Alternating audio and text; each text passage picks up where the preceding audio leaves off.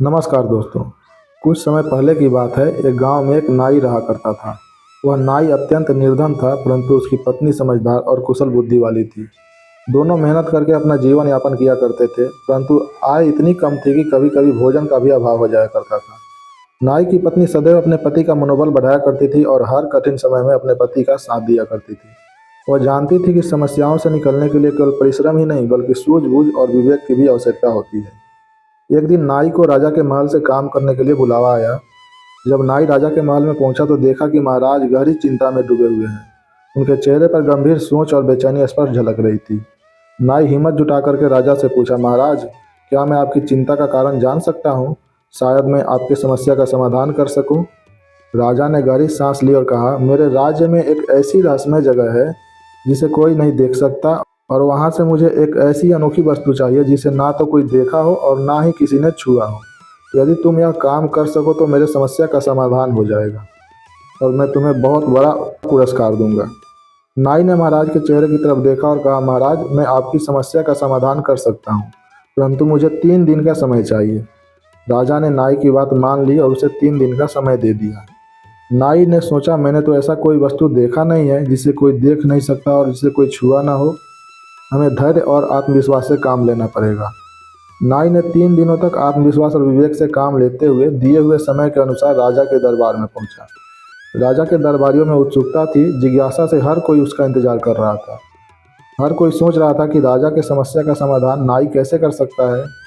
राजा ने नाई से गंभीर स्वर में पूछा, क्या तुम वह वस्तु लाए हो जिसे ना कोई देख सकता है ना कोई छुआ हो?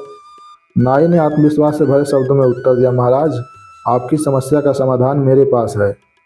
महाराज, मैं आपके लिए एक ऐसा वस्तु लेकर आया हूँ जिसे कोई देख नहीं सकता और ना किसी ने छुआ है। नाई की आवाज़ सुनकर दरबारियों में सन्नाटा छा गया। सभी दरबारी उसके आत्मविश्वास और चतुराई से प्रभावित हुए। सभी दरबारी नाई को देखते हुए अपने मन में सोच रहे थे कि वह कौन सी वस्तु है जिसे ना देखा जा सकता है ना छुआ जा सकता है। नाई ने विनम्र स्वर में उत्तर दिया, महाराज, वह वस्तु है विचार। विचार को ना कोई देख सकता है ना कोई छू सकता है। विचार संसार की सबसे शक्तिशाली वस्तु है। विचार में इतना शक्ति है कि वह असंभव को भी संभव बना देता है।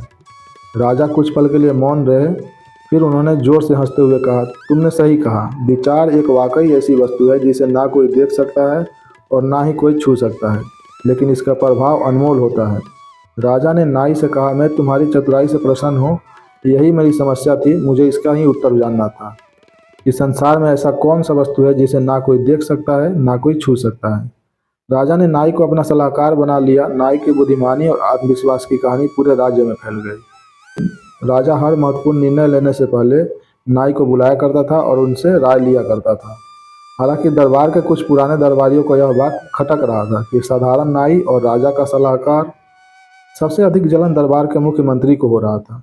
वह दरबारी गण का प्रमुख था और वह नाई से नफरत करने लगा। एक दिन वह सब दरबारियों से कहा, नाई अब हमारे लिए बहुत बड़ा खतरा बन गया है। अगर वह इसी तरह हमारा राज का प्रिय बना रहा तो वह दिन दूर नहीं, वह हमारे पदों पर भी कब्जा कर लेगा। हमें एक ऐसी योजना बनानी होगी जिससे नाई के विवेक और आत्मविश्वास के ऊपर राजा को संदेह हो जाए। सभी दरबारीगण मुख्यमंत्री की इस योजना को सहमति दे दिए। कुछ दिनों के बाद सभी दरबारियों ने राजा के पास जाकर कहा, महाराज, नाई आपको धोखा दे सकता है। राजा यह सुनकर चौंक गए। उन्होंने दरबारियों की बातों पर यकीन नहीं किया। दरबारियों ने कहा, अगर आपको हमारी बातों पर विश्वास नहीं है तो आप नाई का एक परीक्षा लीजिए। अगर वह इस परीक्षा में असफल हुआ तो सचमुच में वह धोखेबाज है। राजा ने कुछ देर तक विचार किए और तय किया कि नाई का एक कठिन परीक्षा लिया जाए। राजा ने सोचा कि इससे सच्चाई सामने आ जाएगी। राजा ने नाई को दरबार में बुलाया और इस बार राजा के चेहरे पर गंभीरता थी।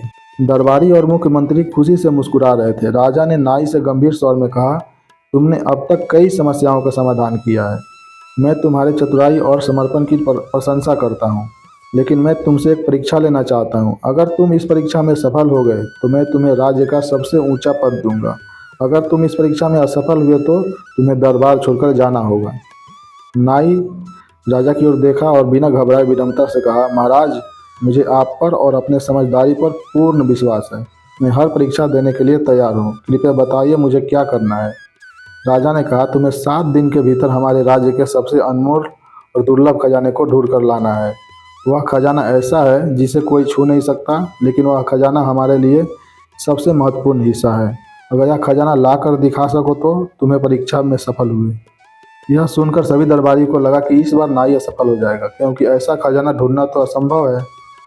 मुख्यमंत्री और सभी दरबारी अंदर अंदर मुस्कुरा रहे थे, लेकिन नाई हमेशा की तरह शांत था। उसने राजा से कहा, महाराज, मैं 7 दिन से भी कम समय में आपकी वह दुर्लभ और अनमोल खजाने को लाकर आपके पास सौंप दूंगा।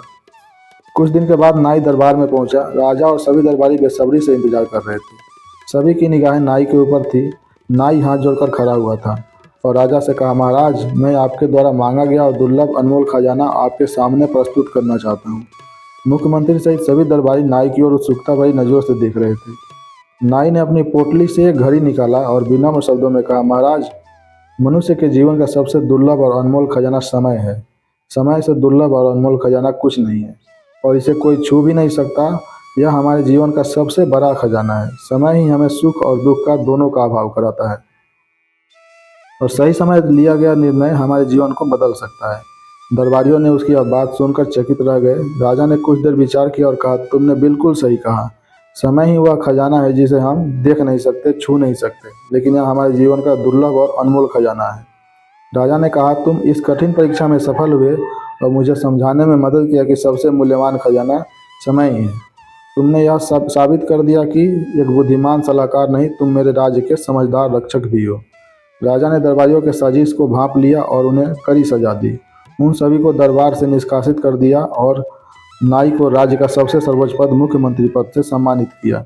और राजा ने कहा कि आप मेरे निष्ठा और विश्वास के पात्र हो। नाई ने यह बात साबित किया कि बुद्धिमानी के साथ साथ विनम्रता भी जीवन में बहुत जरूरी है। अहंकार इंसान को केवल पतन की ओर ले जाता है।